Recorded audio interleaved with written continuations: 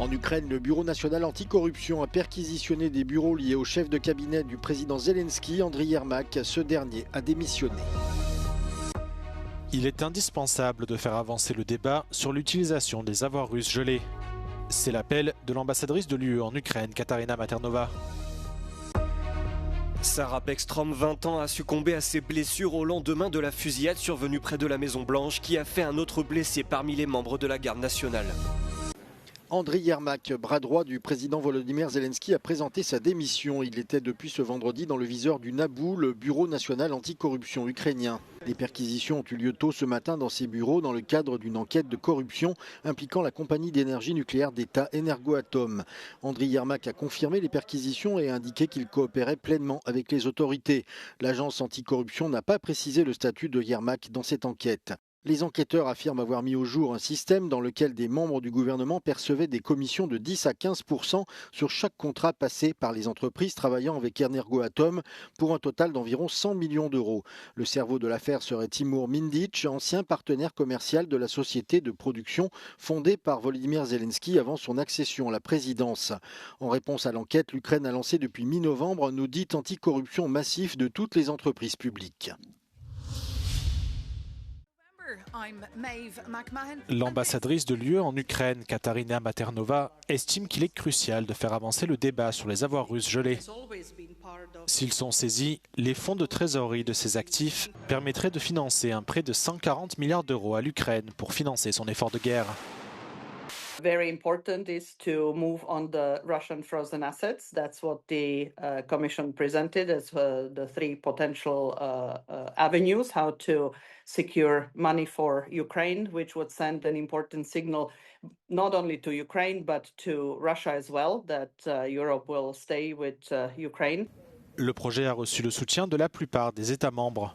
Mais il se heurte toujours aux réticences de la Belgique, le pays hôte de l'organisme dépositaire des actifs russes Euroclear.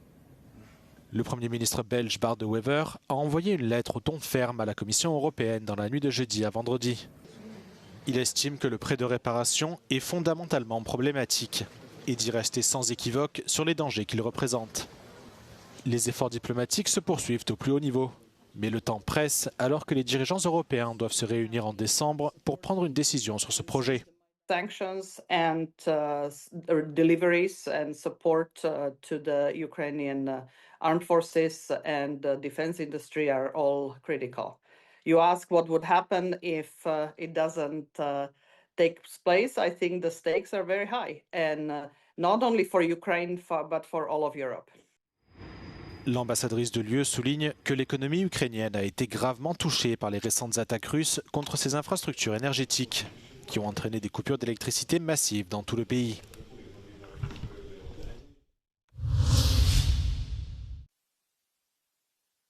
La vidéo que voici montre les forces israéliennes tuant 2 Palestiniens en Cisjordanie occupée alors qu'ils semblaient s'être rendus. L'incident a eu lieu jeudi dans la ville de Jenin où l'armée israélienne mène de vastes opérations militaires.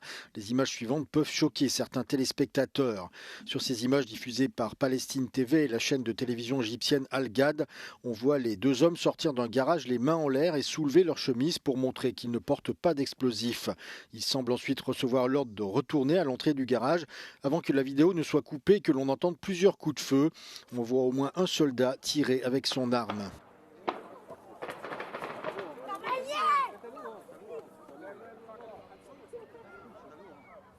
Un bulldozer utilisé par les troupes israéliennes défonce alors l'entrée du garage et la lourde porte s'effondre sur les 2 corps sans vie. L'autorité palestinienne a qualifié l'incident d'exécution extrajudiciaire pure et simple, affirmant que les hommes avaient été tués de sang-froid. L'armée israélienne a confirmé avoir tiré sur les hommes dans un communiqué, précisant qu'il s'agissait de militants recherchés et que l'incident était en cours d'examen. Les Palestiniens et les groupes de défense des droits de l'homme affirment que de telles enquêtes donnent peu de résultats et que les troupes israéliennes sont rarement poursuivies. Le ministre israélien de la Sécurité nationale, Itamar Ben-Gvir, a sans surprise fait l'éloge des forces israéliennes en déclarant, je cite, « Les terroristes doivent mourir ». Les opérations de lutte contre les flammes ont pris fin vendredi à Hong Kong, après la catastrophe la plus meurtrière depuis des décennies dans le territoire. Au moins 128 personnes ont perdu la vie dans le gigantesque incendie qui a ravagé un complexe résidentiel. Des matériaux de construction et des échafaudages en bambou ont pris feu mercredi pendant des travaux de rénovation. Les flammes se sont ensuite rapidement propagées aux tours voisines du complexe, touchant 7 des 8 bâtiments. Le service local des pompiers indique que le feu a été en grande partie éteint et ajoute que l'attention est désormais portée sur la recherche de survivants. Environ 200 des quelques 5000 résidents des tours manquent encore à l'appel. Le personnel d'urgence s'efforce d'entrer dans chaque appartement pour rechercher les personnes qui pourraient encore être piégées. Depuis le départ du feu mercredi, plus de 900 personnes ont été évacuées vers des abris temporaires. Les autorités ont arrêté 3 personnes dans le cadre de l'enquête sur le drame. Il s'agit de 2 directeurs d'une entreprise de construction et d'un consultant en ingénierie. Ils sont suspectés d'homicide involontaire par négligence grave. Certains des matériaux utilisés dans les travaux de construction ne répondant pas aux normes de résistance au feu selon les autorités. Les tours ont été construites dans les années 80, soit avant la révision des codes de prévention des incendies de Hong Kong. Celui-ci prévoit désormais l'obligation d'aménager des étages refuges dans les structures de grande hauteur. L'un des 2 membres de la garde nationale touché par la fusillade survenue ce mercredi près de la Maison Blanche est décédé, a annoncé Donald Trump ce jeudi, précisant que la soldate Sarah Beckstrom, 20 ans, avait succombé à ses blessures à l'hôpital. Également touché, le sergent-chef Andrew Wolf, 24 ans, est toujours hospitalisé dans un état très grave et lutte pour sa survie, a indiqué le président états-unien. Le suspect est un ressortissant afghan de 29 ans qui aurait travaillé dans une unité spéciale de l'armée afghane soutenue par la CIA avant d'émigrer aux États-Unis grâce à un programme instauré après le retrait des forces états-uniennes d'Afghanistan. Lors de sa prise de parole, Donald Trump a qualifié cette fusillade d'attentat terroriste, laissant entendre que l'auteur était instable mentalement depuis son départ d'Afghanistan.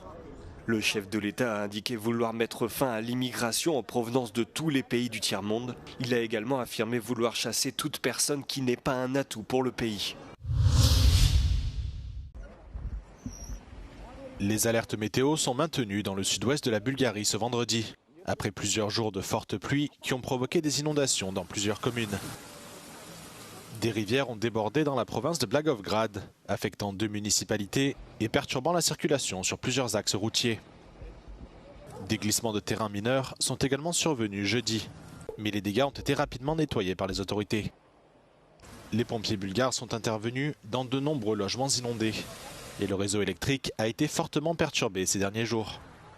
Le maire de la ville de Sandanski a déclaré l'état d'urgence et la province a émis une alerte rouge aux intempéries.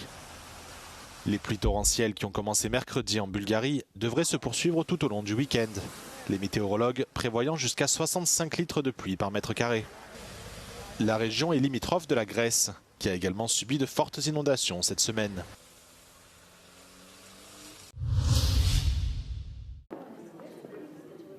Des chercheurs américains ont mis au point un nouvel outil permettant d'étudier comment les algorithmes des réseaux sociaux affectent les utilisateurs. Et ce, sans avoir besoin de l'autorisation des plateformes. Cette extension de navigateur utilise l'intelligence artificielle pour analyser les messages postés sur X afin de déceler les thèmes antidémocratiques et les opinions excessivement partisanes. Il s'agit notamment des messages appelant à la violence ou à la répression de l'opposition politique. L'outil réorganise ensuite les posts sur le flux X en quelques secondes, reléguant en bas de page les contenus polarisants. 1200 personnes ont participé à cette étude menée par des chercheurs des universités de Stanford, de Northeastern et de Washington. Leurs fils d'actualité ont été modifiés pendant 10 jours durant la campagne présidentielle américaine de 2024. L'étude a montré que les internautes exposés à des contenus moins polarisants manifestaient moins de sentiments négatifs tels que la tristesse et la colère. Pour les chercheurs, cette étude montre que les algorithmes pourraient être modifiés pour réduire la polarisation politique et favoriser une plus grande confiance sociale et un débat démocratique plus sain.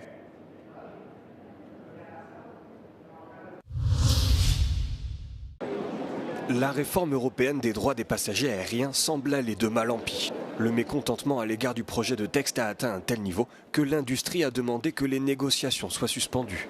Nous demandons d'urgence une pause de 6 mois dans les délibérations jusqu'à ce qu'une évaluation approfondie de l'impact des mesures proposées ait été réalisée, peut-on lire dans une lettre envoyée au nom de l'industrie du transport aérien opérant en Europe. Le projet de texte actuel pourrait augmenter les coûts annuels totaux du secteur d'au moins 40% selon plusieurs associations de compagnies aériennes. La principale préoccupation du secteur est une proposition visant à relever le seuil d'indemnisation des passagers. Actuellement, les voyageurs aériens européens ont droit à une compensation si un vol est annulé ou retardé de plus de 3 heures. Cependant, les compagnies aériennes font pression pour que le seuil soit relevé, ce que l'Association européenne des consommateurs rejette. Les premières discussions au Conseil portaient sur un palier de 5 heures et 9 heures, ce qui là aurait enlevé 90% des droits des passagers. Donc là, pour nous, c'était inacceptable. Le deal final s'est retrouvé à 4 heures et 6 heures, ce qui va impacter plus de 60% des passagers. Ça veut dire que 6 personnes sur 10 n'auraient plus le droit à aucune compensation. Pour nous, c'est inacceptable, bien sûr. Les négociations interinstitutionnelles entre le Conseil, le Parlement et la Commission reprendront ce lundi, mais s'annoncent déjà difficiles. Deux astronautes russes et un Américain ont rejoint l'équipage de la Station spatiale internationale. Leur vaisseau Soyouz s'est amarré avec succès au module russe de la station, après avoir été lancé jeudi depuis Baïkonour au Kazakhstan. Les 3 astronautes devraient passer 242 jours dans la station, avant de redescendre sur Terre en juillet 2026. Au cours de leur mission, ils prévoient de mener plus de 40 expériences scientifiques et d'effectuer 2 sorties dans l'espace. La première aura pour but d'installer un dispositif destiné à prévoir les éruptions solaires, tandis que la seconde sera consacrée à la maintenance du module russe Zarya.